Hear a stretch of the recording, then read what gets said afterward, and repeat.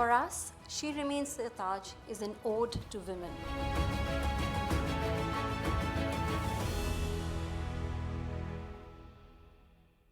You know, being a professional television anchor, I ask questions for a living. And to put it very simply, मैं पेट के लिए सवाल पूछता हूँ. But today it's not about the questions. Today it's about stories. It's about inspiration. It's about understanding what can be done next to empower the Indian women and make sure that India marches and leaps forward to the $5 trillion dream what Prime Minister Modi has spoken about.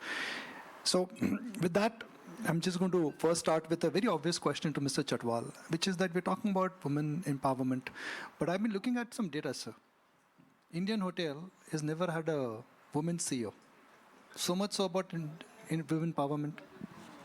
Hopefully we'll make progress there. But we have, on our executive committee, we have two very bright ladies. And I have to say, although there are some men from executive committee here also, I think they do stand out. And one of them is sitting right here in the front.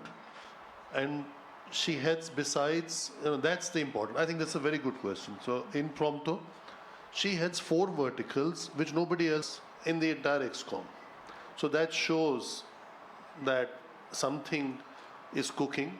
That also shows that how multi-talented women can be. It also demonstrates that how many tasks at the same time they can handle. So that's a nice warm-up start. But today, it's like I said, it's all about stories. Stories which drive inspiration. So, Ms. Barera, all of us want to hear your inspiring story. The story which made the impossible look rather easy. Tell us, what inspired you to really take that first step forward, which may be a small step, but today it's looking like a giant leap? Thank you. Well,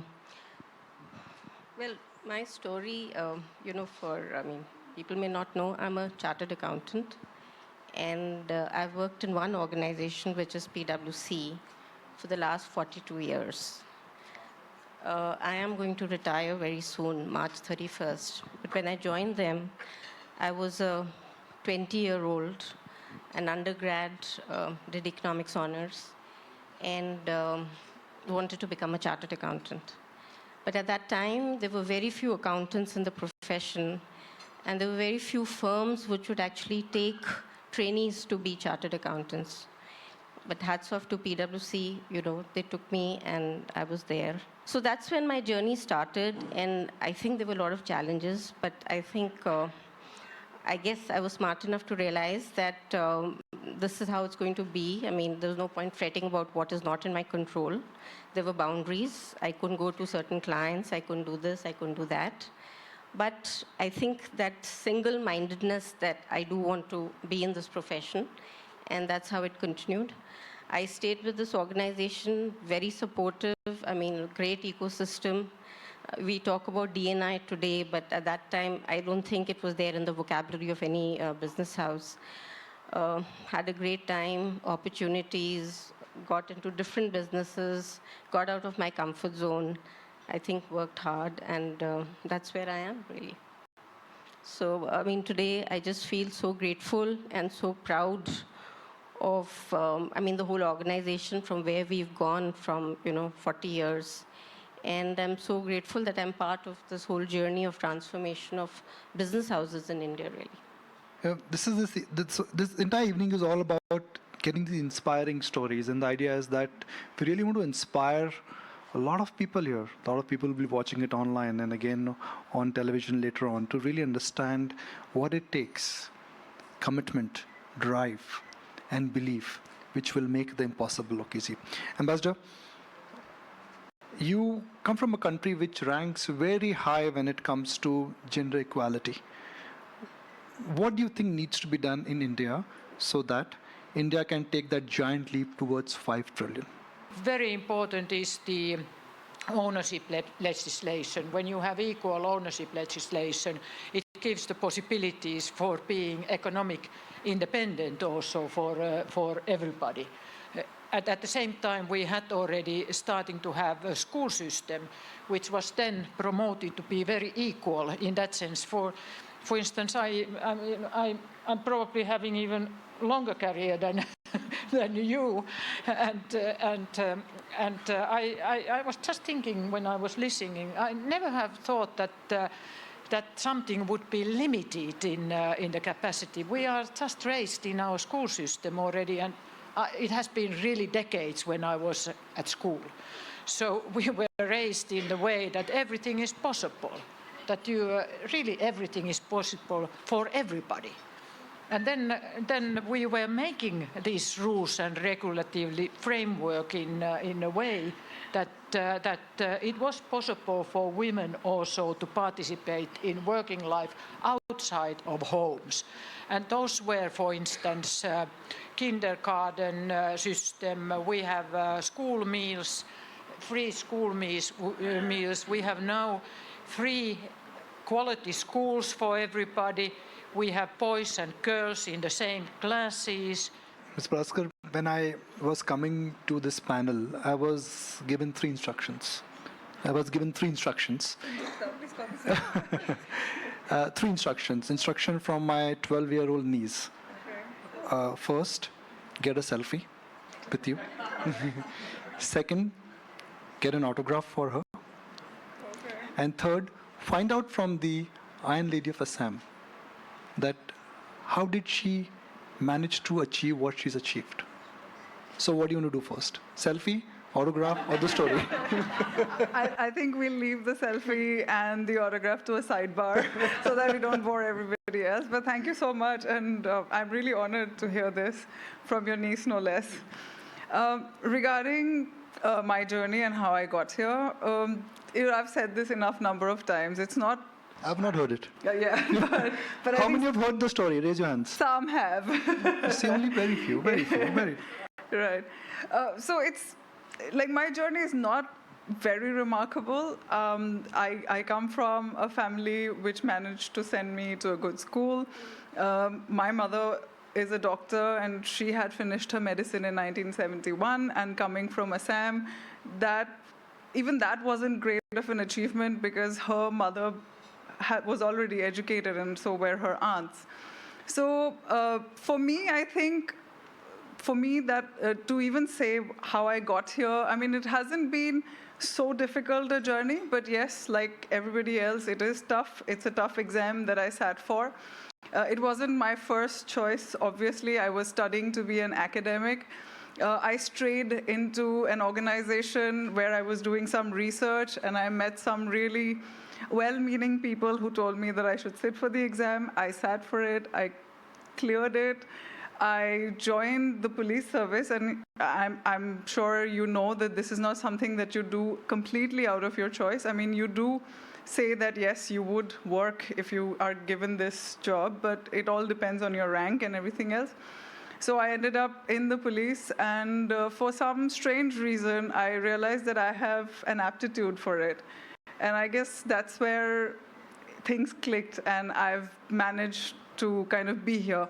But having said that, I have these three small principles in life, which is integrity, patience, and efficiency. I work on them every day, and I think that is how I have reached where I have in my profession.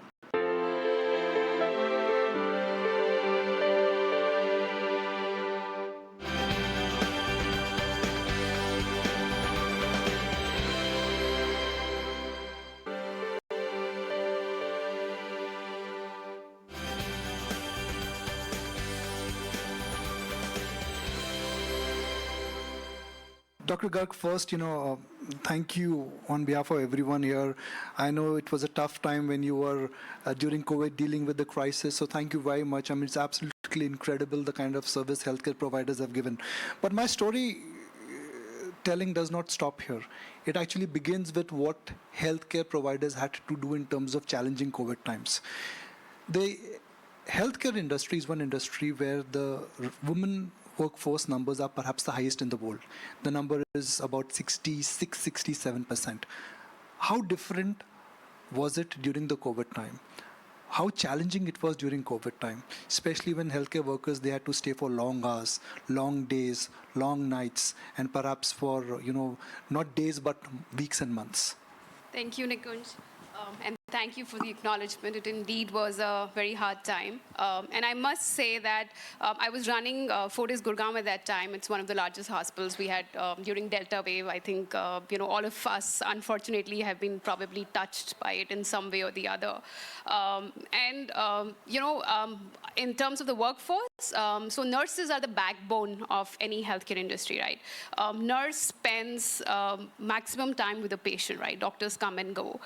And the entire nursing force, you would have a women representation of 80% plus, largely. That's how the profession is. Now you imagine these young, and all of them are young, right? I mean, all of them are probably in their 25, 30, 35, that range.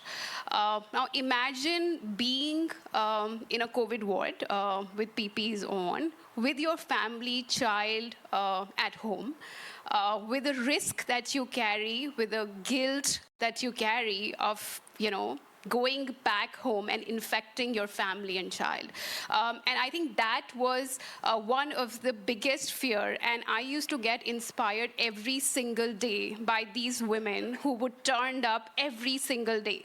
In Haryana, we opened, government wanted to start a separate COVID hotel, and we partnered with Medanta and one of the other, and we started one of the first centers there, and there was first team that had to go. At that time, it was too new. We didn't know what it was. It was even before the Delta wave, and I had our nursing team. And I still remember that day when, all of them probably hugged their families. They did whatever, and they were here for a month, and they didn't know what they were getting into. And the grit, the determination, I mean, it is far more inspiring, frankly, than many of us who are actually come from very highly privileged backgrounds and have, in some way, our own bubbles and lot of support infrastructure that fortunately is there to back us up. And then there are these women, and these are GDAs, they're assistants, who probably are not so privileged, and they all just, did that, and not one of them said that I'm not going to do this. Ambassador, in G20, this is India's presidency this year. And, we've listed women empowerment as one of the key focus areas when it comes to G20. How do you think two nations can come together and work it? Because the points which you raised, that it will take 267 years, that's a long time. G20 is happening this year. What can be done with two nations this year, ma'am? First of all, I think the flexibility and the mindset is something which Prime Minister Modi is speaking in when it comes to the climate change and the environmental issues. He is talking about the mindset.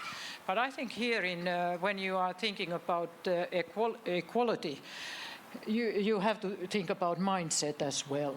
And it's at homes, it is at the schools and in the working places. So my country has never been able to not using all the talents. So we have countries who are neglecting 50% of the talents of their population. And I just say that, are these countries so rich that they can neglect 50%, or what is happening in the sense? So I think we have to put this in really concrete terms, that it pays off to include everybody. And I'm not only talking about women and men and third gender. I really speak about diversity. Dr. Garg, I'll bring up the whole issue of women health, something very, very basic. There is anecdotal data and evidence backed by science, backed by agencies, that the progress of women healthcare, whether it is for childbirth or whether it is, when for lactating mothers or even for pregnant women, it's lacking. And it's perhaps in the bottom quartile if you compare the global averages. Something very basic. We're talking about India moving from, 2 trillion to 5 trillion, but this is something which is very, very basic and very lacking. Why is that? And what can be done? So I think there are two things to it. One is this whole social milieu that that has actually glorified the sacrifice. You eat last. Your health is not important. I have to take care of child first. I'll have to give food to them first. I'll figure out. I'll go for my checkups late.